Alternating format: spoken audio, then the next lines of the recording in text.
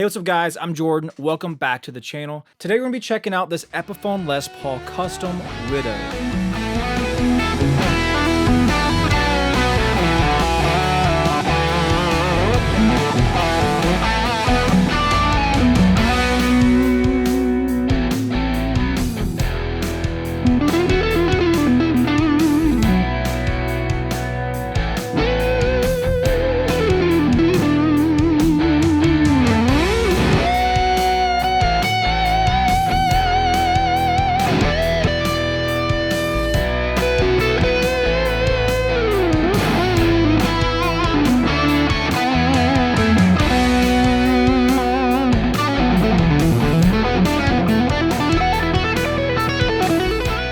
Don't already know, I'm a really big Les Paul guy, and I kind of want a Widow, but a real Gibson Les Paul custom Widow is like, I don't know, 5 to 10 grand or something like that.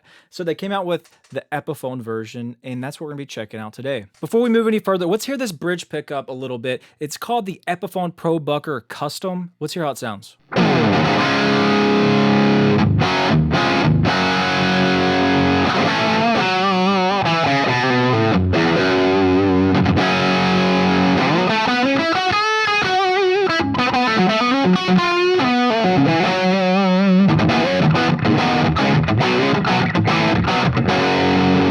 Sounds pretty dang darn rocking right there. Now let's go through some more of the specs real quick. Mahogany body, mahogany neck.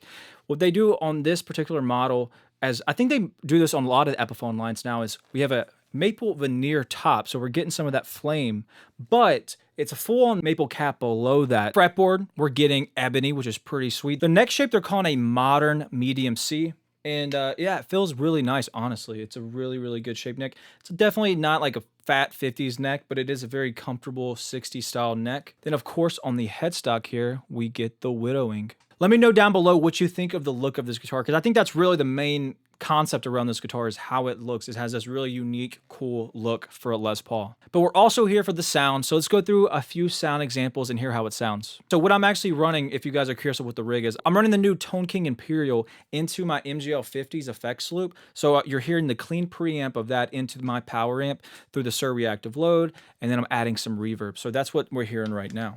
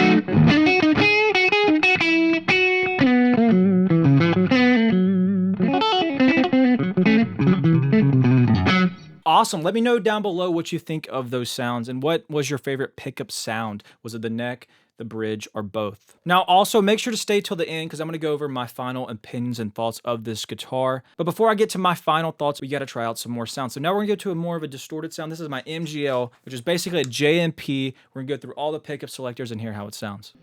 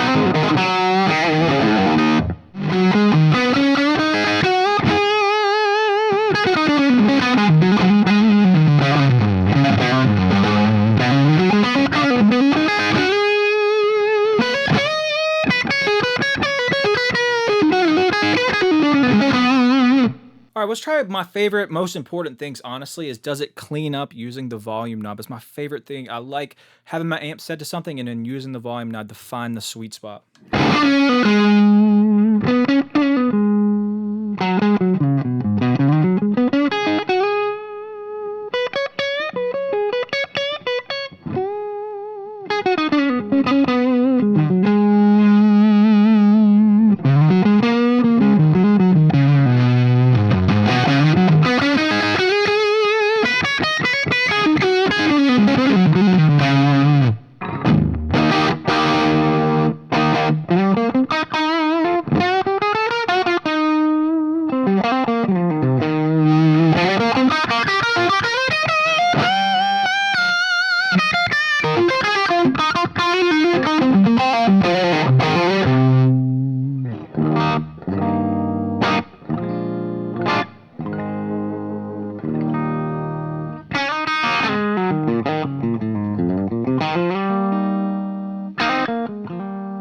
Very nice. All right, now let's try both.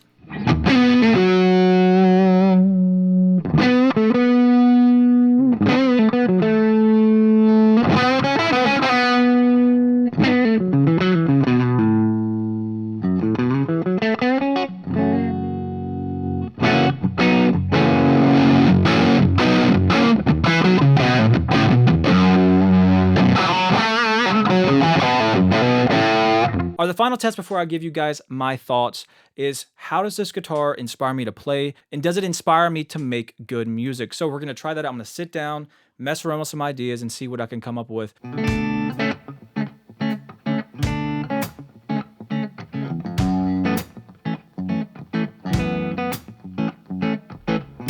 Watching the river flow as I go, I know I can't stop till I will, and I'ma let it out till my heart gives out. I can feel it in my bones. You reap what you sow, and I won't stop till I'm on the top. Oh, I won't give up now. I still got a chance, one final stance, 'cause I'm still without sound. It's always around. I won't stop till it's found. I feel it in my bones, and I won't let it go till the day I die. I'll keep on fighting. I feel it in my bones, and I won't let it go till the day I die. I'll keep on fighting.